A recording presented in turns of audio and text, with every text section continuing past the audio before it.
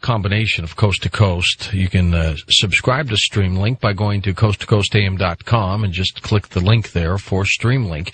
And also those of you who haven't signed up yet for the free Coast Zone newsletter, it's an e-newsletter. Take advantage of that, too, by also going to coasttocoastam.com. Register for that, and that's delivered to your computer doorstep every morning.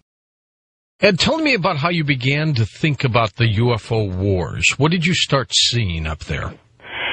Well, the first thing that I saw about battling wasn't the first time I saw a craft. I saw a craft first when I was 10, 12 years old on Mount Santa Helena above Calistoga in the Napa Valley. Right. And they appeared and seemed friendly, and when I waved, one wobbled back, and then away they went.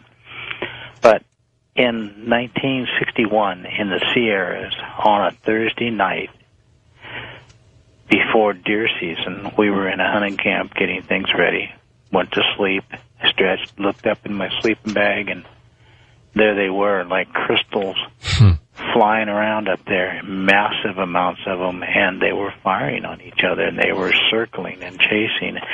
It was a crystal clear night. Everything was so beautiful, and there was a war going on, and I'm going, oh, my God. So I woke everybody up in the camp, and they watched for an hour and a half or so, and I stayed up until daylight the next morning watching it all through the night, and realized that, is this aliens fighting against other aliens, or is it Earth fighting to keep other aliens out, or is it being done with protection, or is it a religious thing? Is this the Battle of Armageddon?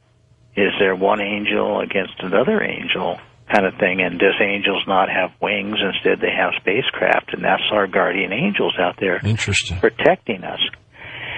Well, I didn't know, and at 16 years old, I thought, wow, this is so great. And when I told my friends, I got laughed at and, really, really put up with a lot. In fact, I had a couple of fights over it, but... Did you win them? Yes. Okay. Yeah. Well, I've only lost one fight out of 89, and I didn't know I was going to have it. Oh, that's when producer Tom popped you at the event. Yeah, you went right there. He's Sunday punched me.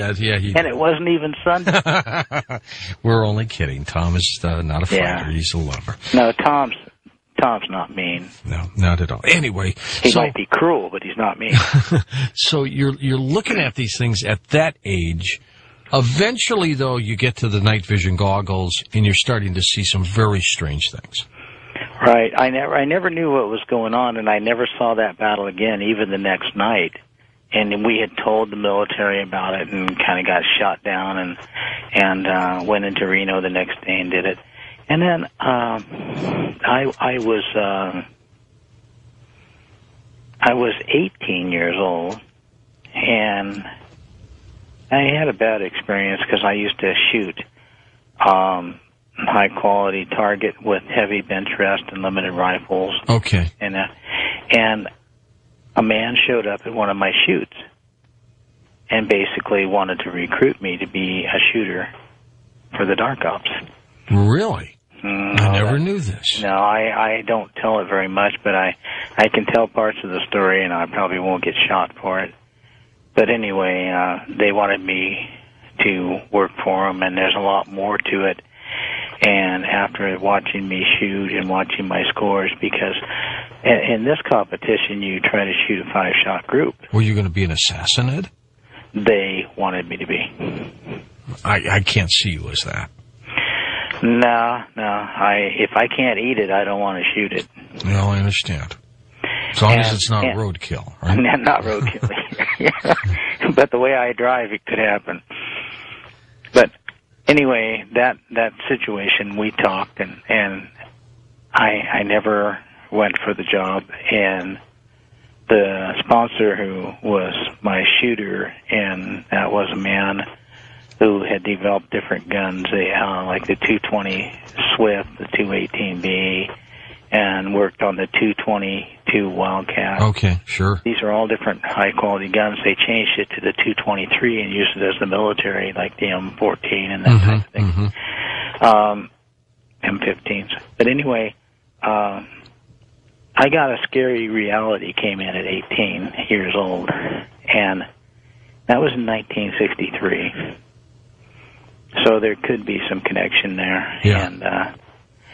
And I really think that to talk about it much, or who it was that talked to me, and that would put all around me in jeopardy. Well, what compelled you to start looking with night vision goggles? Well, I mean, something must have. Well, I knew about that battle, and I knew it was true, and that what I saw wasn't a dream. And at 16, I wasn't drinking, nothing strong anyway. Right. And so I wanted to see them if I could find them again. And I also like outdoors and wildlife, and spend half my time in the woods, or hiking and trying to photograph a bear, or sneak up on a mountain lion and do it. Some, the things that most crazy kids would do living in the country. And I bought a pair at the gun show in Reno that was $3,900, and that was in '97. I had sold some property and had a little money in my hand, and so I bought that pair, and I figured I could see those. And if I couldn't see those, I could see animals and go motorbike riding out through the country roads, looking with your night vision glasses. But you bought them. You bought them specifically to look up into the skies. Right. Okay. Right. I bought them. That was my main goal. All right. But I could also use them for other things. And on my way home that night, going from Reno up over Downer Summit, the highway, I think it's Highway 80.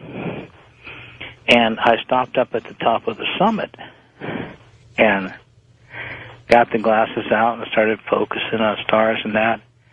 And here comes one flying through down low.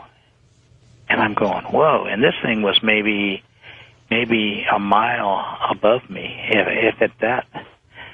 And then here's two, one chasing the other one, flying way up high, probably around 100 miles or 150 miles up, and they are two different shapes, and one is firing back, and you can see the beam firing back, and the other one's firing forward, and they fired a couple of times at each other, and the one from behind hit the one in front and just blew the living daylights out of it, right? Yeah, the living daylights out of it. That's safer. And it basically, I mean, it just blew that thing like a dynamite going off in the dark, or fireworks, It's got to be a physical thing up there, Ed. I mean, they've got to be physical objects, don't you think? Oh, they're definitely. It's not a image or an entity coming from space, appearing and disappearing, and that it's the real deal, And well, let me put it this way: as a kid, I started out running the wing and taking flying lessons on sailplanes in Calistoga. So I flew gliders. Okay. And then I also flew fixed-wing airplane, and a little bit of tail dragger, and a little bit of nose gear. So you know what you're talking about. And I've flown helicopters. So, I haven't flown any spacecraft yet, but damn, if I could get a chance. You never know. They may come down and pick you up, Ed Grimsley. They may give me a flying lesson, huh? Speaking of that, that's your website, edgrimsley.com, right? Yeah. Okay, very good. So when this is happening, and you're watching this, and you're witnessing these battles, one, I don't think they could be man-made shooting extraterrestrials. They could be man-made to man-made. Because I think we would get obliterated if we attack them, don't you? Well, I think so, but I think there's some that have come from a long way, and they may be trying to get into Earth, and there are others that are already here stopping them. That's one scenario there. E.T. stopping them, or humans? E.T. to E.T. Okay.